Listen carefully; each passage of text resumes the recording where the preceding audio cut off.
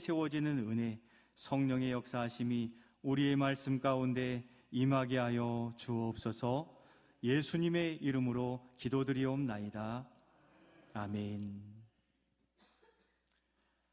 여러분, 살아오시면서 가장 기억에 남는 식사는, 식탁의 자리는 언제입니까? 무엇을 먹어서라기보다 누구와 함께 하느냐가 그 식사의 맛을 좌우하게 될 것입니다.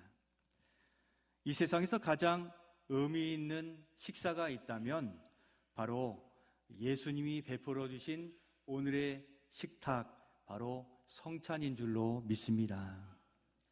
오늘 우리가 주께서 베풀어 주신 앞에 있는 이 성찬 앞에 있습니다.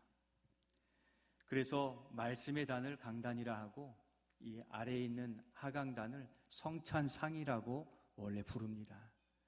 주님이 이 자리에 늘 매주일 함께 하신다는 마음속에 예배 드리신다면 주님이 전해주시는 말씀으로 받으실 수 있는 거죠.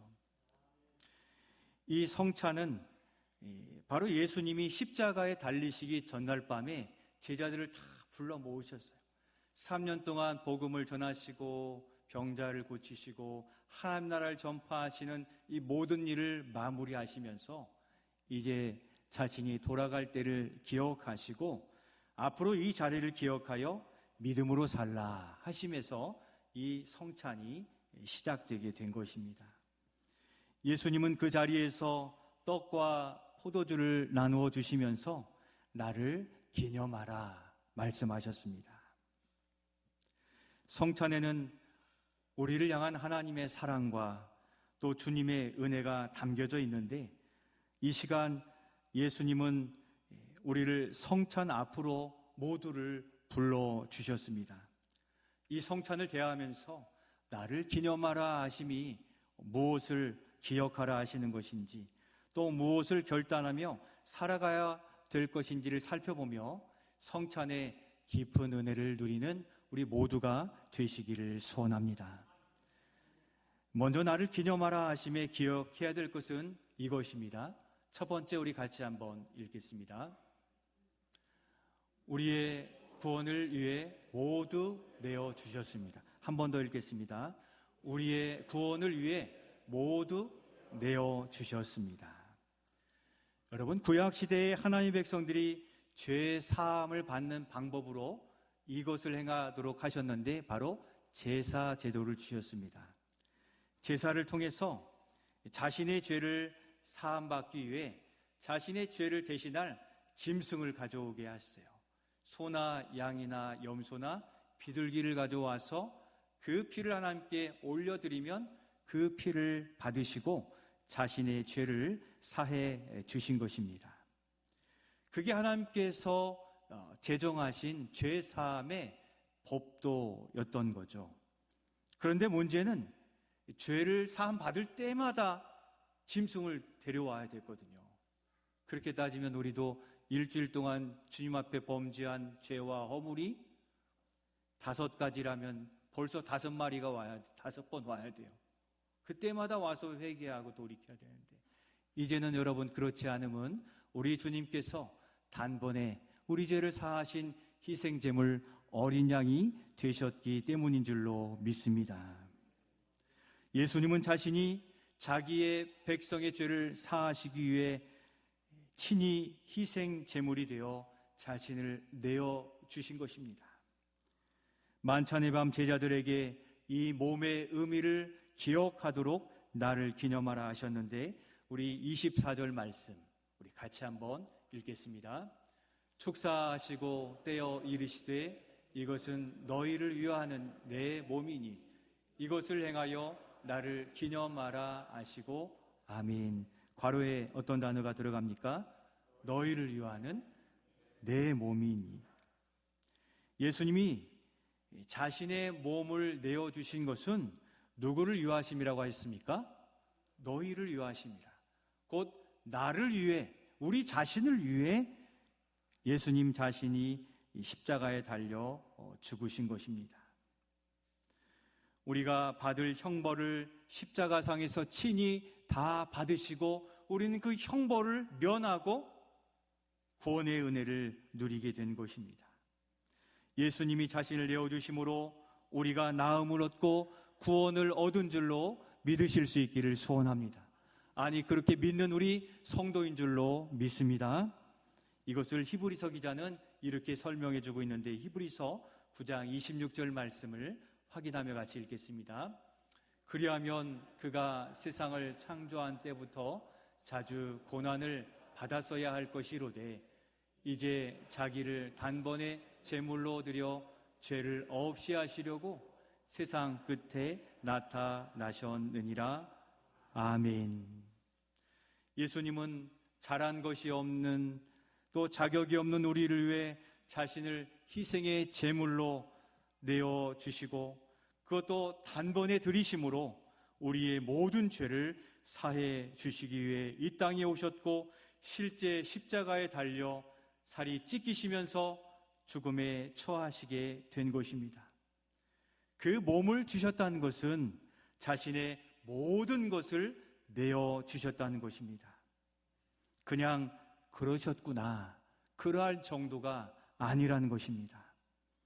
예수님은 하나님이시기 때문에 하나님의 신적 권위를 내려놓으시고 온 우주를 다스리시는 그 왕권, 곧 하늘 보좌를 버리시고 우리를 사랑하시기 위해 이 땅에 오셨고 몸을 내어주시며 우리를 구원해 주셨으니 우리를 사랑하시는 예수님의 은혜인 줄로 믿습니다.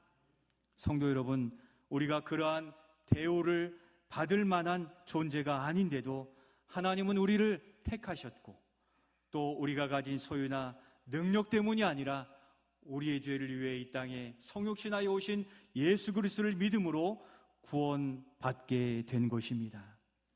우리가 소유한 구원의 은혜는 우리 예수님의 우리를 향한 무한하신 사랑 때문인 줄로 믿습니다.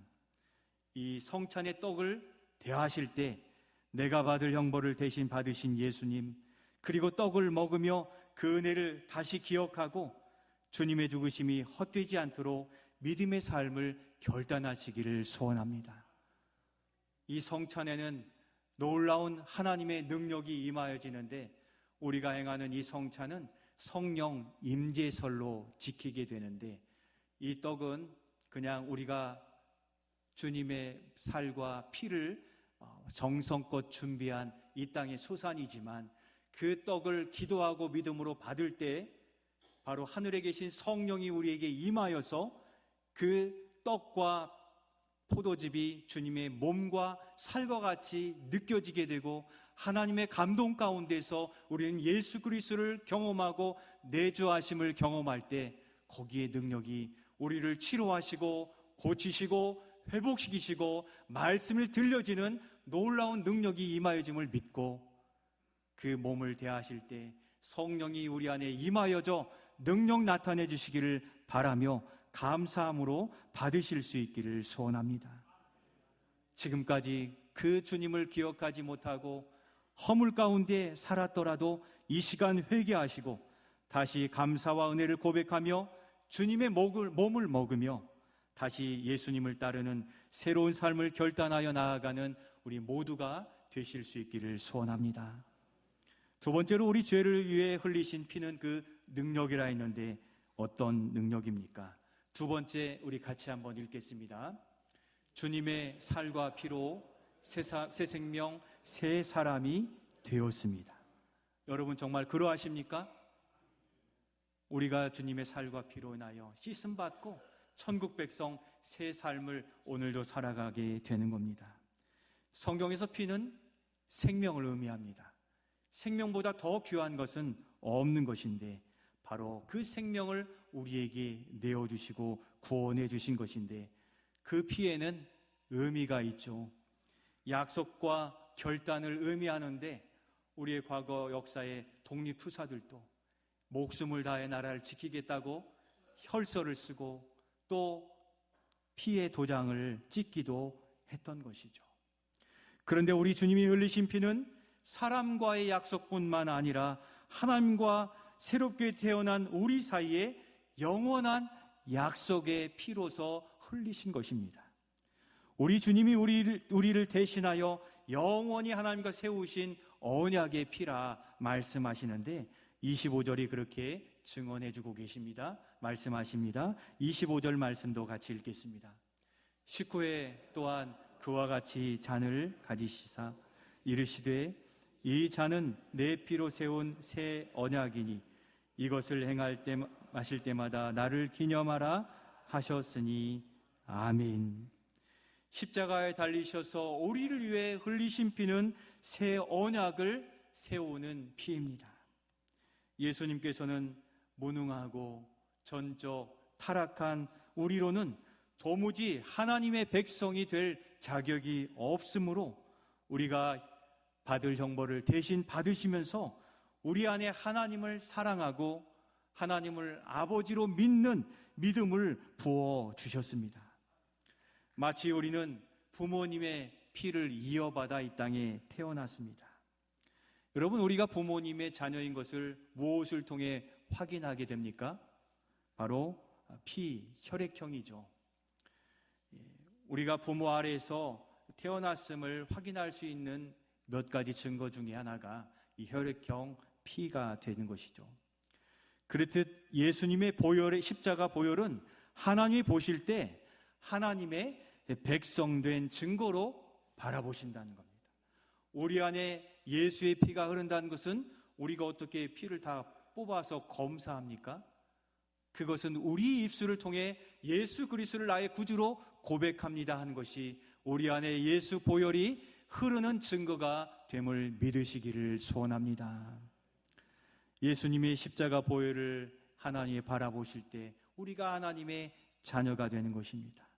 우리가 예수님을 믿으며 그 보혈이 그 예수님의 심장이 우리 안에 새겨졌고 흘러들어와 우리 입술에서 그 고백이 날마다 나타나게 되는 것인데, 그래서 우리가 변화된 것입니다. 하나님 아버지, 이는 세상의 어떤 사람도 하나님을 아버지로 고백할 수가 없는데 오늘 우리에게 하나님이 아버지가 되심은 하나님이 우리를 인쳐주신 증거요, 우리를 자녀로 택하여 사랑해 주시는 증거인 줄로 믿습니다. 이것은 육신을 입은 사람은 도무지 할 수 없는 고백입니다. 살아계시며 하나님께 아버지라 부를 수 있는 것은 오직 아들 예수님밖에 없는데, 예수님께서 십자가 보혈을 우리에게 믿음으로 부어주셨기에 하나님이 우리의 아버지가 되시는 겁니다. 그래서 이제 전능하신 하나님이 우리에게 아버지 하나님이 되시는 줄을 믿고 예수님의 보혈이 하나님과 우리 사이에 영원한 관계의 언약을 이루어 주신 것입니다.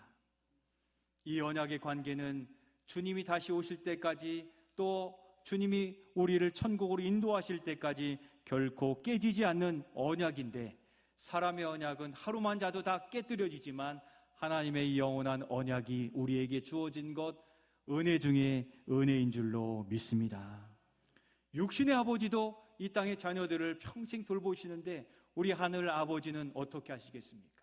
이 땅의 모든 삶을 선한 목자 되신 예수님을 통하여, 그리고 저 천국에까지 영원히 우리를 돌보시고 사랑해 주시기에 이보다 더한 은혜는 없는 것입니다. 이제 성찬의 잔을 마시면서 우리가 누구인지를 확인하시기를 바랍니다. 우리가 하나님의 자녀요 또 백성이 되었는데 그렇게 하나님의 자녀로 잘 살아오고 있었는지 돌아보시며, 그렇지 않다면 이 시간 회개하셔서 성찬에 합당한 주의 자녀로서 그 마음과 몸을 준비해 가시기를 소원합니다. 그렇게 우리가 천국 백성으로 살아가기를 주님은 원하시는데, 그러면 이제 우리가 주님의 살과 피를 먹고 마시는 우리는 어떻게 살아가야 되겠습니까? 마지막으로 세 번째, 우리 같이 한번 읽겠습니다. 주의 길을 가는 성도가 되라. 한 번 더 읽겠습니다. 주의 길을 가는 성도가 되라. 아멘. 26절 말씀 같이 읽겠습니다. 너희가 이 떡을 먹으며 이 잔을 마실 때마다 주의 죽으심을 그가 오실 때까지 전하는 것이니라. 아멘. 이 복된 성찬은 주님이 다시 오실 때까지 시행하고 전하라고 명령하셨기에 우리는 오늘도 성찬에 임하고 전하는 것입니다. 복된 소식을 전하는 게 바로 교회의 중요한 사명인 것입니다. 그렇게 우리 교회인 우리에게 무엇보다 앞선 사명은 우리가 무엇을 많이 행하는 것보다 바로 이 귀한 복음을 전하는 게 앞선 사명이 되는 것입니다. 주님의 살과 피를 먹고 마신 우리는 이제 내 안에 예수님을 모신 존재가 되었고 예수님을 위해 살고 예수님을 따르는 삶을 산다는 의미를 가지게 된다는 것입니다. 오늘 우리가 우리의 생활 속에서 예수님이 누구신가, 예수님을 믿는다는 것이 무엇인가를 가정 속에서, 세상 속에서 나타내 보이실 수 있기를 소원합니다. 어떻게 할 수 있습니까? 우리 자신만을 위해 살아왔던 우리가 이제는 우리를 위해 자신을 다 내어주신 예수님을 위해 살고 예수님의 은혜를 우리의 생활 속에서 나타내 보이며 살아가야 되는 것입니다. 곧 우리가 맡은 직분과 사명, 위치에 따라 그리고 우리의 일터에서 우리가 가진 직업과 또 수고를 통해 주님의 사랑과 그 은혜 또 복음을 나타내는 것이 성찬에 온전히 임하는 자의 모습이 되는 것입니다. 우리가 지난주부터 월드비전에서 제공하는 이 감사 노트를 쓰고 또 묵상하고 있는데 한번 넘겨주시겠습니까? 한번 보여주시죠. 어제 6일차에 감사 간증이 앞에 있는 이호철 형제의 간증이었습니다.